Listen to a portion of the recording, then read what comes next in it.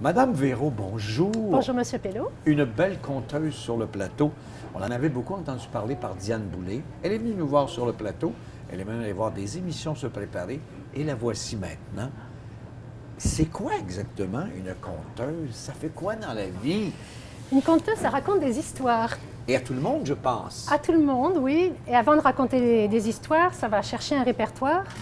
Ça travaille son répertoire.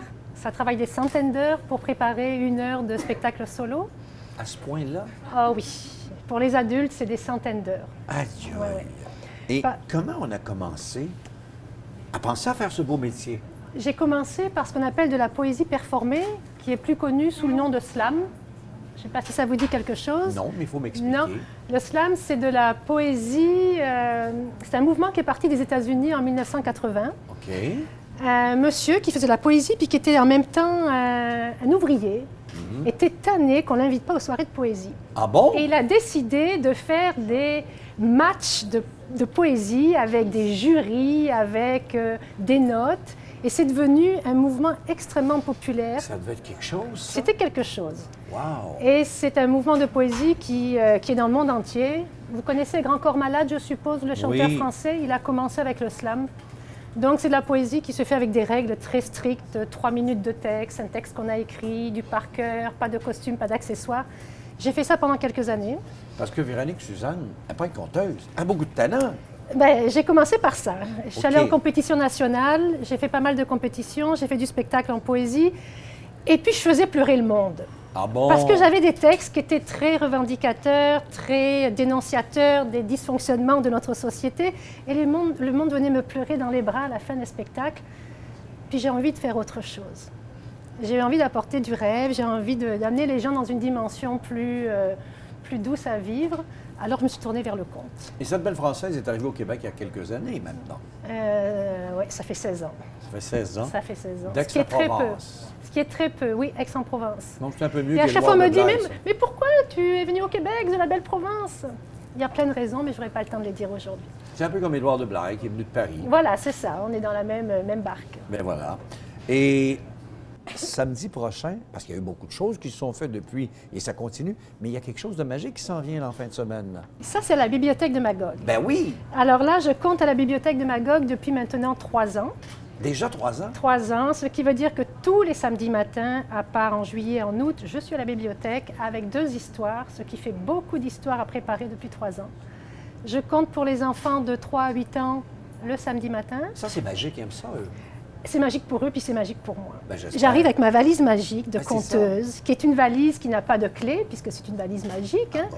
Donc, je l'ouvre avec une formule magique que les enfants connaissent par cœur et qu'ils attendent avec beaucoup d'impatience. Parce que dans ma valise, il n'y a pas que des histoires. J'amène toujours des petits accessoires pour permettre aux enfants de deviner l'histoire que je vais raconter. Puis ils aiment ça, là. Ils Et adorent les ça. adultes, dans tout ça, en ont besoin aussi de ces contes. Les adultes, je suis obligée de les séduire quand je raconte pour les enfants, parce que s'ils s'ennuyaient, ils ne viendraient pas. Ah bon? Alors, je raconte des histoires qui plaisent à tout le monde, aux enfants et aux adultes. C'est évident que si un papa et une maman viennent 2 fois puis que l'histoire l'ennuie, peut-être qu'il viendra une 3e fois pour faire plaisir à l'enfant, mais pas plus que ça. Donc, je m'arrange pour que mon répertoire plaise à tout le monde. Et je compte aussi pour adultes à l'extérieur de la bibliothèque. Et c'est par ça que j'ai commencé, quand j'ai commencé mon métier de conteuse. Et en plus, on va, et c'est important, vers les résidences des personnes âgées, parce qu'ils ont besoin aussi de ça. Oui, alors j'ai compté plusieurs fois pour des résidences de personnes âgées. Souvent, les occasions comme Noël, la fête des mères, c'est beau de raconter des belles histoires pour la fête des mères, pour des personnes âgées. J'ai compté aussi dans une série qui s'appelle Le Café Diversité à Magog, plusieurs contes sur des continents différents, des contes de répertoire de continents différents.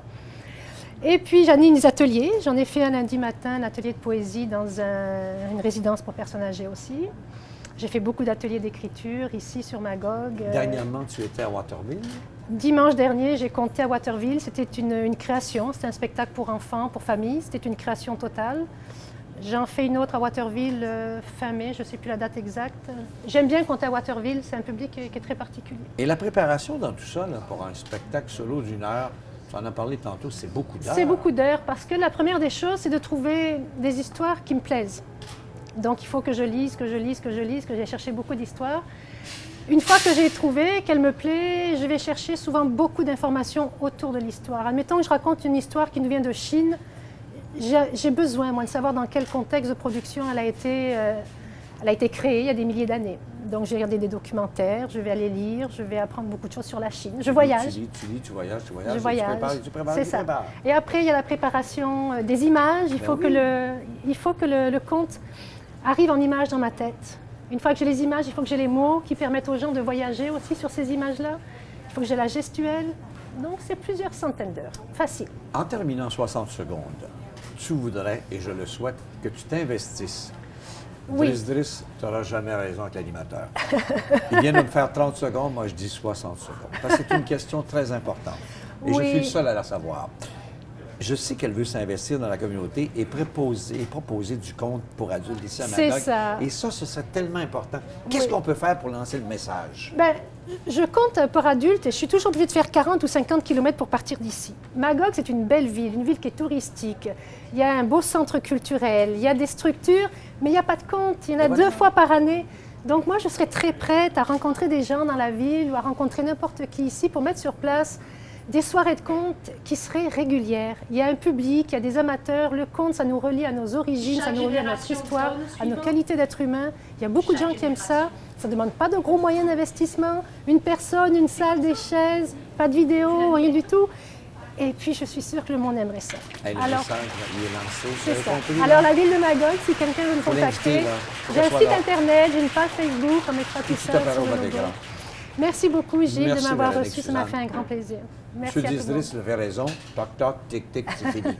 Dans un instant, après cette belle Véro, les coups de cœur de Mélissa. Et avec elle, vous savez qu'on sait comment finit.